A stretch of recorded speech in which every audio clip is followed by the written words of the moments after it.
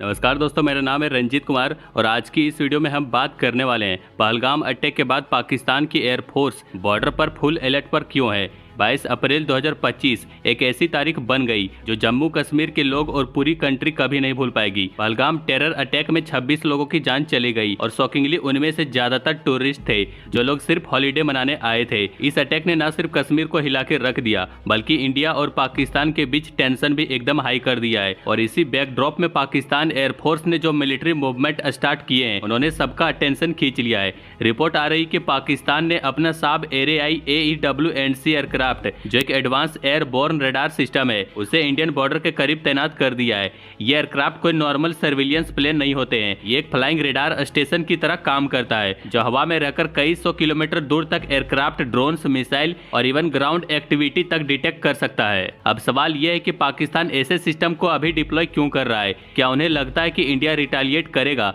Social media पर खासकर x पर कई अनवेरिफाइड रिपोर्ट्स आ रही है जिसमें बोला जा रहा है कि पाकिस्तान एयरफोर्स ने लार्ज स्केल डिप्लॉयमेंट शुरू कर दिया है। एयरबेसेस एक्टिव हो रहे हैं, एयरक्राफ्ट्स नॉर्थ की तरफ शिफ्ट किए जा रहे हैं और इलेक्ट्रॉनिक इंटेलिजेंस प्लेटफॉर्म यानी ELINT सिस्टम को इंडियन मिलिट्री कम्युनिकेशन इंटरसेप्ट करने के लिए लगाया गया है। तो पिक्चर ये बन रही है कि पाकिस्तान पूरा अलर्ट है और उन्हें यह डर है कि इंडिया किसी भी वक्त सर्जिकल स्ट्राइक या एयर स्ट्राइक कर सकता है, जैसे बालाकोट में 2019 में किया गया था। पुलवामा अटैक के बाद पहलगाम अटैक की जिम्मेदारी एक ग्रुप ने ले ली है जिसका नाम है द रेसिस्टेंस फ्रंट या TRF। ये ग्रुप काफी टाइम से न्यूज में है और काफी एनालिस्ट इसे Pakistan based terror outfit Lashkar-e-Taiba का शैडो ग्रुप कहते हैं। तो क्लियरली अटैक पाकिस्तान से लिंक्ड दिख रहा है और इसी वजह से इंडियन पब्लिक और गवर्नमेंट दोनों का गुस्सा नेचुरल है। पाकिस्तान के अंदर भी काफी कुछ हो रहा है। उनका साउदर्न एयर कमांड से कई फाइटर जेट और सपोर्ट एयरक्राफ्ट को नॉर्दर्न एयर कमांड में शिफ्ट किया गया है, यानी इंडियन बॉर्डर के करीब। ये कोई रूटीन मूवमेंट नहीं है। जब ऐसे एयरबेसेस एक्टिव होते हैं और AEW&C जैसे एयरक्राफ्ट पेट्रोल पर होते हैं तो इसका मतलब होता है कि कंट्री हाई अलर्ट पर है और पाकिस्तान एयरफोर्स का एआरआई सिस्टम किसी भी एयर स्पेस वायलेशन या स्ट्राइक प्लानिंग को पहले से डिटेक्ट कर सकता है। तो पाकिस्तान चाहता है कि अगर इंडिया कोई भी मूव करे, चाहे वो रिकॉनेसेंस हो या स्ट्राइक, तो उनके पास रियल टाइम वार्निंग हो। इस पूरे डेवलपमेंट में एक और इंटरेस्टिंग चीज है, पाकिस्तान के आर्मी चीफ जनरल असीम मुनीर के रिसेंट स्टेटमेंट। उसने कश्मीर को पाकिस्तान की गर्दन की नस कहा है। अब ऐसे स्टेटमेंट पहले भी आए हैं लेकिन अब जब अटैक हुआ है तो ऐसे कमेंट और ज्यादा प्रोएक्टिव लगते हैं। ये एक मैसेज भी हो सकता है इंडिया को और इंटरनेशनल कम्युनिटी को कि पाकिस्तान कश्मीर पर अग्रेसिवली स्टैंड लेगा। लेकिन अगर आप रिसेंट हिस्ट्री देखें तो हर बार मेजर टेरर अटैक के बाद इंडिया ने मिलिट्री रिस्पांस दिया है। 2016 उरी अटैक के बाद सर्जिकल स्ट्राइक, 2019 पुलवामा के बाद बालाकोट एयर स्ट्राइक, और दोनों बार पाकिस्तान को उम्मीद नहीं था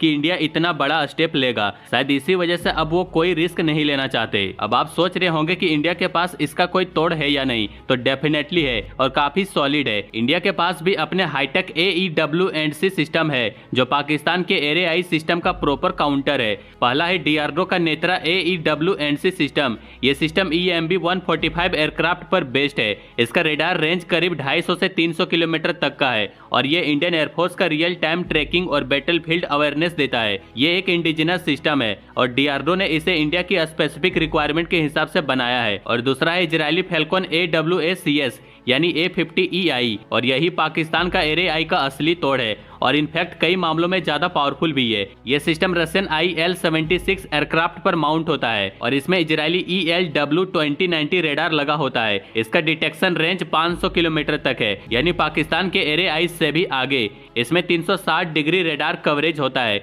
जबकि एआरआई में सिर्फ 120 डिग्री आर्क होता है। इसका मतलब है कि अगर पाकिस्तान ने एआरआई डिप्लॉय किया है तो इंडिया के पास फाल्कन AWACS ऑलरेडी तैनात है या तैनात किया जा सकता है और वो काफी वाइड एरिया कवर कर लेता है। एक और बात भूलना मत, इंडिया के पास superior satellite reconnaissance, ground based radar network और फाइटर जेट के बेटर कोऑर्डिनेशन है। सुखोई 30 मार्क आई जेट को भी एयरबोर्न रेडार सपोर्ट मिलता है और वो एआरआई जैसे प्लेटफॉर्म को न्यूट्रलाइज भी कर सकती है। तो अगर कभी सिचुएशन सीरियस होती है तो इंडियन एयरफोर्स के पास हर उस चीज का तोड़ है जो पाकिस्तान यूज करेगा। अब देखना यह होगा कि इंडिया किस लेवल पर रिस्पॉन्ड करता है। क्या ये एक साइलेंट ऑपरेशन होगा जैसे कॉवर्ट स्ट्राइक या फिर कोई ओपन एयर रिस्पॉन्स होगा। इंडिया के मिलिट्री मॉडर्नाइजेशन पर अपडेट्स के लिए बने रहिए। बाकी लाइक एंड सब्सक्राइब जरूर करें।